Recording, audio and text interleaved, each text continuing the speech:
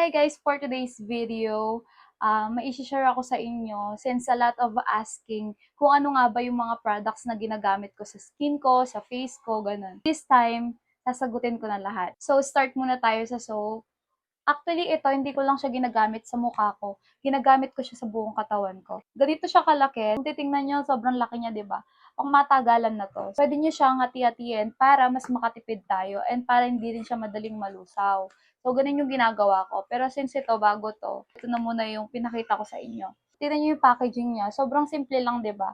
Super budget-friendly ng product na to. Yung soap pala na to, ang nagagawa niya is maintain my glowing skin. Tutulungan niyang mag-whiten yung skin mo.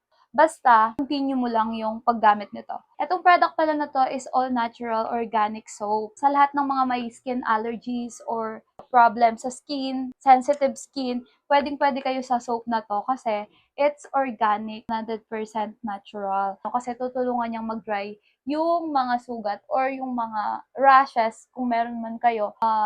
Ma-dry yun and then after 2 to 3 days, mawawala na yun. Ganun yung effect niya. Sa lahat pala nagtatanong kung dry ba to after mong maligo sa skin, hindi po siya. And next na ginagamit ko itong kanilang White Glow Glucocogic Arbutin. This 10 times skin whiten, smoothing, revitalizing, moisturizing, light and dark spot. So, before hindi ako gumagamit nito. Like, I mean, ayoko ng lotion. Kasi sobrang lagkit ng iba, 'di ba? Sobrang lagkit sa balat. Before kasi may na-experience ako na sobrang lagkit.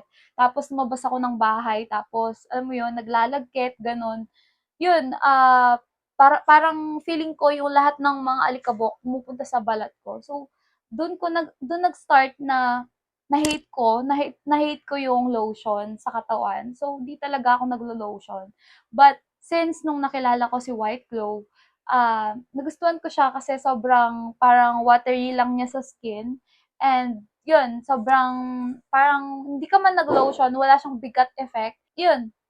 And na-realize ko din kasi, habang bata tayo, kailangan natin gumamit ng mga ganitong product para in the near future, maiwasan natin yung maagang pagtanda or yung sign of aging, gano'n. Pero, warning lang mag-ingat kayo sa lahat ng mga products na ginagamit nyo. Siguraduhin yung FDA approved and 100% legit lahat ng ginagamit nyo kasi baka mamaya ang goal nyo is para hindi manda agad yung skin natin or yung mukha natin. Pero, ang effect niya is lalo kayong tatanda or masisira pa yung mukha nyo dahil hindi legit yung mga product. Ito nga pala yung ginagamit ko for sa bahay lang. Ito, meron din silang 100 ml. Ginagamit ko to or dinadala ko to kahit saan. Maliit lang siya and hindi siya mabigat sa bag. Travel friendly talaga siya. So, ayun. Ito yung dinadala ko and ito naman yung sa bahay. Ito yung ini-stay ko sa bahay, yung 200 ml. Kasi parang ayoko namang dalhin yung ganito kalaki, di ba?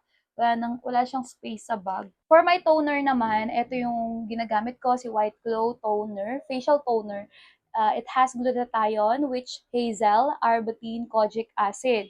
Ginagamit ko siya every morning pagkatapos ko maghilamos and evening. And minsan ginagamit ko din siya for applying makeup. Kasi siya sa mga skin prep ko bago ako mag-makeup. Mahapdi ba to? Katulad ng mga ibang rejuve, ganun.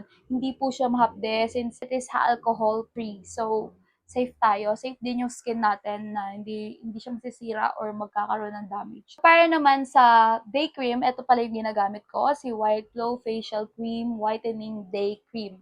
So, ayun, meron na siyang SPF 30. Ito palang day cream na to, it helps you to remove acne, lightens acne marks, and moisturizes your skin, experience the glowing and whitening effect. So, ayun. Ganun nga yung napansin ko. Pag nagkaroon ako ng pimple, usually before, sobrang nagtatagal siya. Sobrang, alam mo yun, since wala akong ginagamit, sobrang sensitive nga ng skin ko. Pero since nakita ko si White Glow, ayun, tinry ko siya, di ako natakot subukan. Yung iba, di ba, natatakot silang subukan, lalong-lalo na dun sa mga product na hindi ganun kamahal. So ako, naglakas loob ako, naggamitin si White Glow. So ayun, maganda nga yung effect niya sa akin. Hindi kagaya before, kapag nagka-acne marks ako, nagtatagal talaga siya since wala kasi akong ginagamit, sobrang sensitive ng skin ko. So ayun, ganun yung effect niya sa akin, maganda siya. Next one is yung kanilang whitening night cream. Eto napansin ko sa cream na 'to, every time na magigising ako ng morning, feeling ko ang ganda-ganda ko. Ang ganda-ganda ko talaga. Kasi usually after kong magising, pupunta agad ako sa salamin, eh, tignan ko yung itsura ko, gano'n. So, simula nung ginamit ko yung White Glow night cream, feeling ko sobrang ganda ko pagkagising ko. So, ayun, gano'n. Sobrang gusto ko yung effect niya and nakakatulong din siya para ma-renew niya yung skin ko and ma-lighten niya yung mga acne marks ko and blemishes.